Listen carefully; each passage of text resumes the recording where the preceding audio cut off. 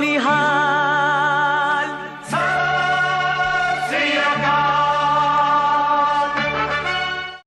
मैं संपादक केसरी विरासत गुरप्रीत सिंह संधू ते मेरे नाल ने संपादक पंचायत नाम अर्जुन शर्मा जी।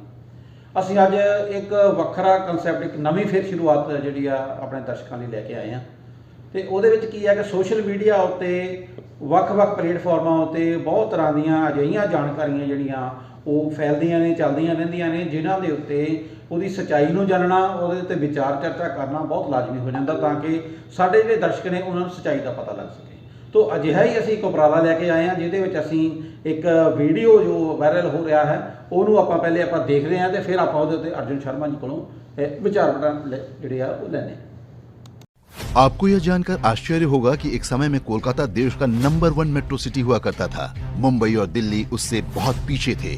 आज कोलकाता व्यापार और उद्योग के मामले में बहुत पिछड़ चुका है। ऐसा क्यों हुआ, यह जानना आपके लिए आवश्यक है। तभी आप समझ पाएंगे कि इन दिनों पंजाब में क्या हो रहा है। स्वतंत्रता के बाद कोलकाता में देश की 3 सबसे बड़ी कंपनियों बिरला, जेके और थापर के मुख्यालय थे। टाटा भी अपना हेडक्वार्टर मुंबई से कोलकाता शिफ्ट करने की तैयारी में थे। लगभग सभी मल्टीनेशनल कंपनियों के मुख्यालय कोलकाता में ही थे। देश के सभी एयरपोर्ट को मिलाकर जितनी उड़ानें थी उनसे भी अधिक अकेले कोलकाता हवाई अड्डे से संचालित होती थीं। कोलकाता कला, संस्कृति और सिनेमा का भी अड्डा था। लेकिन तभी बंगाल में कम्युनिस्ट यानी वामपंथी पार्टियों ने जड़ें जमाना शुरू कर दी। उन्हें चीन का समर्थन मिला हुआ था। कम्युनिस्टों ने सबसे पहले उद्योगपतियों और व्यापारियों को गरीबों का खून चूसने वाला घोषित कर दिया। बंगाल के मिलों और कारखानों में हड़तालें होने लगी। अक्सर हिंसा भी होती थी। बंगाल की वामपंथी सरकारें मजदूरों की भलाई के नाम पर हड़तालों और हिंसा का समर्थन करती रहीं। परिणाम ये कि अधिकतर उद्योग बंगाल छोड़कर चले गए। आज ममता बनर्जी भी उसी नीति को आगे बढ़ा रही हैं। कोलकाता में मशहूर उद्योगपति आदित्य बिरला को कार से बाहर खींच लिया गया था। वो भी तब जब वो बंगाल के मुख्यमंत्री से मिलने जा रहे थे। वामपंथी गुंडों ने उनके कपड़े फाड़ दिए। इस घटना से वो इतने दुखी हुए कि फिर कभी बंगाल नहीं गए और अपनी पूरी कंपनी को मुंबई स्थानांतरित कर दिया। इस घटना के बाद टाटा ने भी कोलकाता जाने का अपना फैसला हमेशा के लिए रद्द कर दिया। फरवरी 1968 में रविंद्र सरोवर स्टेडियम में अशोक कुमार नाइट्स के दौरान कम्युनिस्ट पार्टी के कार्यकर्ताओं ने जो कांड किया वैसा भारत के इतिहास में पहले कभी नहीं हुआ था। वामपंथी गुंडों ने कार्यक्रम में आई कई महिलाओं के साथ बलात्कार किया और उनमें से कुछ की हत्या भी कर दी। अगले दिन कई महिलाओं के शव स्टेडियम के पास तालाब में तैरते मिले थे। तब कम्युनिस्ट पार्टी ने ये कहते हुए अपना बचाव किया था कि यह घटना अभिजात्य वर्ग के विरुद्ध गरीबों की क्रांति थी। एक तरफ उद्योग धंधे कोलकाता को छोड़कर भाग रहे थे, दूसरी तरफ मदर टेरेसा का धर्मांतरण गिरोह पैर पसार रहा था। मिलों में काम करने वाले हजारों मजदूरों को मदर टेरेसा ने अपने चंगुल में फंसा लिया। उन दिनों के बंगाल की तुलना अब आज के पंजाब से कीजिए। पंजाब में भी कांग्रेस की शह पर पिछले कुछ वर्षों में ईसाई मिशनरीज महामारी की तरह फैल चुके हैं। वामपंथी संगठन किसानों के नाम पर राजनीति कर रहे हैं। उद्योगपतियों के बहिष्कार की बातें हो रही हैं। मोबाइल कंपनियों के टावर तोड़े जा रहे हैं। पंजाब अभी देश के सबसे समृद्ध राज्यों में से एक है। एक बार वहाँ की अर्थव्यवस्था चौपट हो गई तो ईसाई मिशनरियों की लॉटरी लग जाएगी। भारत को 5 ट्रिलियन इकोनॉमी बनाने का प्रधानमंत्री नरेंद्र मोदी का सपना ध्वस्त हो जाएगा। वामपंथ भले ही राजनीतिक तौर पर खत्म हो चुका हो, लेकिन कांग्रेस की कृपा से सिस्टम में आज भी वो दीमक की तरह घुसे हुए हैं। जो लोग आज जोश में आकर उनका साथ दे रहे हैं, उन्हें इतिहास का पता होना चाहिए, वरना वो दिन दूर नहीं जब पंजाब, यूपी और हरियाणा से रेस में पिछड़ चुका होगा। हाँ जी अर्जुन जी, इस वीडियो ते तुहाडी की टिप्पणी है, की महसूस होंदा? बड़े अखा खोल देने वाले तत्थ ने इस वीडियो दे विच जी, और मैं समझदा कि ये एक ऐसी सच्चाई है जिहड़ी पंजाब के लोगों को समझण की जरूरत है जी। मैं तुहानूं एक चीज़ दसना चाहना कि कोई वेला सी जदों इंग्लैंड का जो मानचेस्टर सी जी, वो बहुत वड्डा उद्योगिक सिटी सी और लुधियाने नूं अज भी कह देना कि ये पंजाब का मानचेस्टर है। ये मानचेस्टर नाम का एक शहर है जी जी, जिहड़ा कि इंग्लैंड दे विच है जी, और उत्थे उद्योग धंधे बहुत ज़्यादा सी। और उस वेले इंडियंस और जिहड़े खास तौर पर दक्षिण एशिया के लोग हैं जी जी, इन्होंने एक बहुत बैटर काम करने वाले मेहनती मनिया जाता सी। जी जी, ਔਰ ਵੱਡੀ ਗਿਣਤੀ 'ਚ ਇਹਨਾਂ ਨੂੰ ਉੱਥੇ ਕੰਮ ਮਿਲਦਾ ਸੀ, ਕਿਉਂਕਿ ਇਹ ਲੋਕ ਉੱਥੇ ਕਮਾਉਣ ਜਾਂਦੇ ਸੀ, ਓਵਰ ਟਾਈਮ ਵੀ ਲਗਾਉਂਦੇ ਸੀ ਜੀ, ਤੇ ਵੱਧ ਪੈਸੇ ਵੀ ਕਮਾਉਂਦੇ ਸੀ, ਤੇ ਕੰਪਨੀਆਂ ਵੀ ਸਰਵਾਈਵ ਕਰਦੀਆਂ ਸੀ। ਹੌਲੀ ਹੌਲੀ ਇਹਨਾਂ ਲੋਕਾਂ ਦੇ ਵਿੱਚ ਕਾਮਰੇਡਾਂ ਨੇ ਕੁਝ ਭੇਟ ਕੀਤੀ। ਅੱਛਾ। ਹੌਲੀ ਹੌਲੀ ਪਹਿਲਾਂ ਨੌਕਰੀਆਂ ਦਈਆਂ, ਫਿਰ ਉੱਥੇ ਜਾ ਕੇ ਯੂਨੀਅਨਸ ਬਣਾ ਲਈਆਂ, ਫਿਰ ਯੂਨੀਅਨ ਦੇ ਬਾਕੀ ਲੋਕਾਂ ਨੂੰ ਮੈਂਬਰ ਬਣਾ ਲਿਆ, ਔਰ ਮੈਂਬਰ ਬਣਾਉਣ ਤੋਂ ਬਾਅਦ ਫਿਰ ਉਹਨਾਂ ਨੇ ਜਿਹੜੀਆਂ ਮੈਨੇਜਮੈਂਟਸ ਸੀਗੀਆਂ ਫੈਕਟਰੀਆਂ ਦੀਆਂ ਜੀ ਜੀ, ਉਹਨਾਂ ਦੇ ਨੱਕ 'ਚ ਦਮ ਕੱਢਤਾ। ਇੱਕ ਮੰਗ ਰੱਖਦੇ ਸੀ, ਉਹ ਪੂਰੀ ਹੁੰਦੀ ਸੀ, ਤੇ ਦੂਜੀ ਮੰਗ ਤਿਆਰ ਹੁੰਦੀ ਸੀ। ਅੱਛਾ। ਦੂਜੀ ਪੂਰੀ ਹੋ ਗਈ, ਤੀਜੀ ਤਿਆਰ ਹੋ ਗਈ। ਔਰ ਇਹਦੇ ਨਾਲ ਕੀ ਹੋਇਆ ਕਿ ਉਹਨਾਂ ਕੰਪਨੀਆਂ ਦਾ ਜਿਹੜਾ ਪ੍ਰੋਫਿਟ ਸੀ ਉਹ ਲਾਸ ਕਨਵਰਟ ਹੋ ਗਿਆ।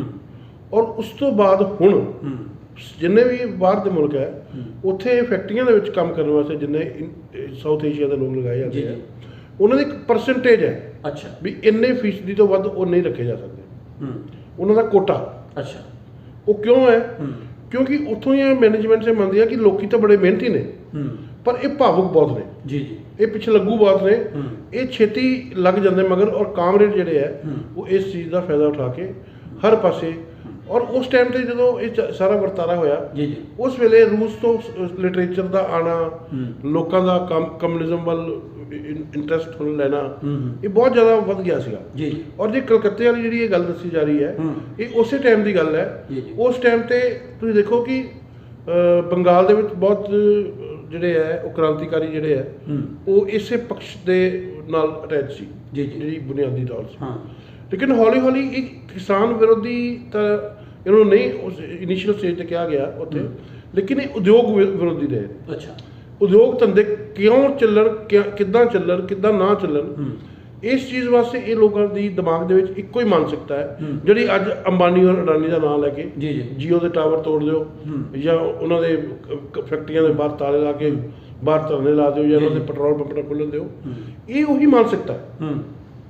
ਨਹੀਂ ਤਾਂ ਕਿਸਾਨਾਂ ਨੇ ਇਸ ਚੀਜ਼ ਤੋਂ ਕੀ ਲੈਣਾ? ਮਤਲਬ ਬਿਰਲਾ ਟਾਟਾ ਦੇ ਖਿਲਾਫ ਸੀ ਪਹਿਲੇ ਉਦੋਂ। ਹਾਂ, ਉਸ ਵੇਲੇ 3-4 ਘਰਾਣੇ ਸੀ। ਕੁਮਾਰ ਮੰਗਲਮ ਬਿਰਲਾ ਸੀ, ਜੀ ਜੀ, ਟਾਟਾ ਸੀ, ਜੀ, ਠੀਕ ਹੈ ਨਾ, ਇਹ ਘਰਾਣੇ ਸੀ ਸਾਰੇ, ਠੀਕ ਹੈ ਨਾ। ਤੇ ਉਹ ਜਿਹੜਾ ਉਸ ਦੌਰ ਦੇ ਵਿੱਚ ਜਦੋਂ ਅੱਛਾ, ਇੱਕ ਚੀਜ਼ ਦੱਸੋ, ਇਹ ਹੁੰਦਾ ਤਾਂ ਸਭ ਕੁਝ ਮਜ਼ਦੂਰਾਂ ਦੀ ਭਲਾਈ ਦੇ ਨਾਂ ਤੇ ਹੈ, ਤੇ ਇਹਦੇ ਵਿੱਚ ਮਜ਼ਦੂਰ ਵਰਗ ਦਾ ਕਿੰਨਾ ਕੁ ਭਲਾ ਹੋ ਸਕਿਆ ਜੋ ਅੱਜ ਤੱਕ ਖੱਬੇ ਪੱਖੀ ਤਰ੍ਹਾਂ ਨੇ ਸੰਘਰਸ਼ ਕੀਤੇ ਨੇ? ਦੇਖੋ, ਜੇ ਫੈਕਟਰੀ ਚੱਲਦੀ ਹੈ ਤੇ ਮਜ਼ਦੂਰ ਦਾ ਘਰ ਚੱਲਦਾ, ਸਿੱਧੀ ਗੱਲ। ਤੇ ਜੇ ਫੈਕਟਰੀ ਬੰਦ ਹੋ ਗਈ ਤੇ ਮਜ਼ਦੂਰ ਦੇ ਘਰ ਕਿੱਥੋਂ ਰਾਸ਼ਨ ਆਏਗਾ? ਕੋਈ ਹੋਰ ਮਜ਼ਦੂਰੀ ਕਰੇਗਾ, ਉਹਦੇ ਨਾਲ ਅਪਰਾਧ ਵੀ ਵੱਧਦਾ। ਜੇ ਕੰਮ ਨਹੀਂ ਹੋਏਗਾ ਤੇ ਬੰਦਾ ਕੋਈ ਨਾ ਕੋਈ ਤਾਂ ਜ਼ਰੀਆ ਲਗਾਏਗਾ ਨਾ ਆਪਣੇ ਪਰਿਵਾਰ ਨੂੰ ਚਲਾਉਣ ਲਈ। ਜੀ ਜੀ। ਤਾਂ ਉਹਦੇ ਵਾਸਤੇ ਉਹਨੂੰ ਜੋ ਮਿਲੇਗਾ ਉਹ ਕਰੇਗਾ, ਤੇ ਉਹ ਜਾਂ ਫਿਰ ਉਹ ਇਹਨਾਂ ਦੇ ਗੈਂਗ ਸ਼ਾਮਲ ਹੋ ਕੇ ਉਹ ਇਹਨਾਂ ਵਰਗੇ ਕੰਮ ਕਰੇਗਾ, ਜਾਂ ਫਿਰ ਕੋਈ ਹੋਰ ਕੰਮ ਕਰੇਗਾ। ਅੱਛਾ, ਜੋ ਵੀਡੀਓ ਦੇ ਵਿੱਚ ਉਹਨਾਂ ਨੇ ਕਲਕੱਤੇ ਦੇ ਨਾਲ ਪੰਜਾਬ ਦੀ ਤੁਲਨਾ ਕਰਨ ਦੀ ਕੋਸ਼ਿਸ਼ ਕੀਤੀ ਹੈ, ਤੁਹਾਨੂੰ ਲੱਗਦਾ ਕੁਝ ਕਿ ਇਹਦੇ ਵਿੱਚ ਕੋਈ ਸੱਚਾਈ ਹੈ ਜਾਂ ਇਹੋ ਜਿਹਾ ਤੌਖਲਾ ਹੈ ਪੰਜਾਬ ਦਾ? ਸ਼ਾਇਦ ਇਸ ਟਾਈਮ ਜਿਹੜੀ ਅੰਦੋਲਨ ਚੱਲ ਰਿਹਾ ਨਾ, ਉਹਦੇ ਚੱਲਦੇ ਇਹ ਜਿਹੜੀ ਤੁਲਨਾ ਹੈ ਇਹ ਰੈਲੀਵੈਂਟ ਹੈ। ਅੱਛਾ, ਇਹ ਰੈਲੀਵੈਂਟ ਹੈ। ਅੱਛਾ। ਤੁਸੀਂ ਦੇਖੋ ਸਾਡੇ ਪੰਜਾਬ ਵਿੱਚ ਕੀ ਨਹੀਂ ਹੋਇਆ। ਮੈਂ ਜਲੰਧਰ ਦੀ ਗੱਲ ਹੀ ਕਰ ਦਿੰਦਾ। ਜਲੰਧਰ ਦੇ ਵਿੱਚ ਜਿੰਨੀਆਂ ਵੱਡੀਆਂ ਵੱਡੀਆਂ ਪੁਰਾਣੀਆਂ ਮਿੱਲਾਂ ਸੀ ਸਾਰੀਆਂ ਬੰਦ ਹੋ ਗਈਆਂ। ਜੀ ਜੀ, ਠੀਕ ਹੈ ਨਾ। ਜਿਹੜੇ ਉਦਯੋਗਪਤੀ ਸਮਝਦਾਰ ਸਮਾਰਟ ਸੀਗੇ ਉਹ ਬਚੇ ਹੈ, ਜਿਨ੍ਹਾਂ ਨੇ ਯੂਨੀਅਨਸ ਦੇ ਮਾਮਲੇ 'ਚ ਧੋਖਾ ਨਹੀਂ ਕੋਈ ਖਾਧਾ। ਅਦਰਵਾਈਜ਼ ਤੁਸੀਂ ਦੇਖੋ ਇੱਥੇ ਸਾਡੇ BDA ਸਟੀਲ ਜੀ ਜੀ ਇੱਕ ਹੁਣ ਇਤਿਹਾਸ ਹੀ ਬਣ ਗਿਆ। ਅਸੀਂ ਖੁਦ ਆਪਣੇ ਬਚਪਨ ਦੇ ਵਿੱਚ ਉੱਥੇ ਕੰਮ ਕਰਦੇ ਦੇਖਦੇ ਰਹੇ ਹਾਂ ਜੀ ਜੀ। ਔਰ ਬਹੁਤ 4-5-6 ਹਜ਼ਾਰ ਮਜ਼ਦੂਰ ਜਿਹੜਾ ਸੀ ਉੱਥੇ ਉਹਨੂੰ ਕੰਮ ਮਿਲਦਾ ਸੀ, ਬੜਾ ਵੱਡਾ ਐਡਮਿਨਿਸਟ੍ਰੇਸ਼ਨ ਸੀ, ਸਾਰਾ ਕੁਝ ਸੀ। ਲੇਕਿਨ ਅੱਜ ਉੱਥੇ ਕਲੋਨੀ ਬਣ ਗਈ ਹੈ, ਉਹ ਫੈਕਟਰੀ ਵਾਲੇ ਸਾਰਾ ਚੱਕ ਕੇ ਲੈ ਗਏ ਜੀ, ਕਿਉਂਕਿ ਸਿਰਫ 4 ਜਿਹੜੇ ਸੀਗੇ ਕਾਮਰੇਡ, ਠੀਕ ਹੈ ਨਾ, ਉਹ ਵੀ UP ਬਿਹਾਰ ਤੋਂ ਆਏ ਹੋਏ। ਅੱਛਾ। ਉਹਨਾਂ 4 ਨੇ ਉਹ ਕੰਪਨੀ ਬੰਦ ਕਰਾ ਕੇ ਦਮ ਲਿਆ, ਠੀਕ ਹੈ ਨਾ। ਤੇ ਇਹ ਬੇਸਿਕਲੀ ਇਹ ਸੋਚ ਹੈ।